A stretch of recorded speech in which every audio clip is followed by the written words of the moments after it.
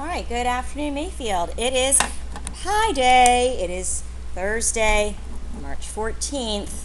And of course, those are the first three digits in the number pi. So we had a pi song as you walked in the classroom today. And I gave everyone a little Pilentine, so like a Valentine, but on Pi Day. And a student observed by the end of the day, there were several of those scattered along the floor. So maybe not everybody appreciated the Pilentine, but I hope that some of you did. And then we also watched an interesting video on a mathematician who used pies, actual pies, in a parking lot to compute the value of pi. And again, the value of pi is a ratio where in any circle, if you take the distance around and divide by the distance across, you're always going to get this ratio of pi, which we estimate to 3 1400ths. So, happy Pi Day. I did go to the shoebox today and we had, can you do question 1? Sure, thanks for asking. A lot of you seem to really like partial quotients because that's what you came to school kind of knowing in your background. I'm going to show you again the long division strategy because when you get down to the bottom, it is really going to be helpful if you're comfortable with long division. And the biggest thing I've seen this week, by the way, your division is great, fantastic.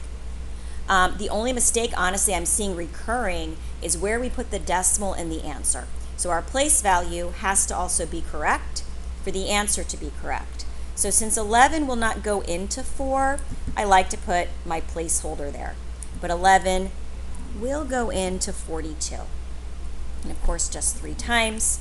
So now I multiply 3 times 11. And when I subtract, I get 9. And now I'm going to bring down my 3. And then 11 goes into 93, 8 times. I'm going to multiply the 8 by my divisor 11. And I get 88.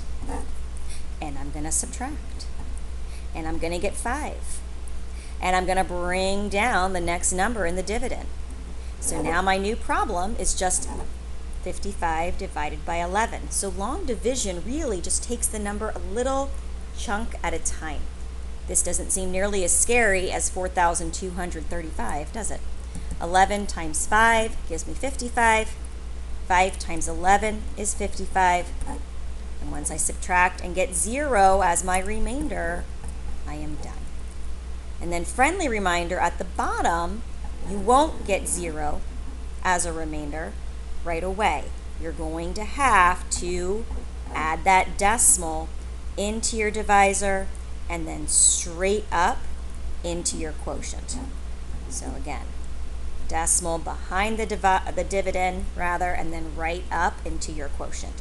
And then you're going to be allowed to add as many zeros as you need to continue the problem until you get a remainder of 0. All right, I hope that helps. I will see you tomorrow. And remember, after this week, I'm not giving you homework again until April 8th. Next week is the week before break. I won't give you homework then. The week after break, I'll welcome you in gracefully. This also will give you some time to make up any late work for me.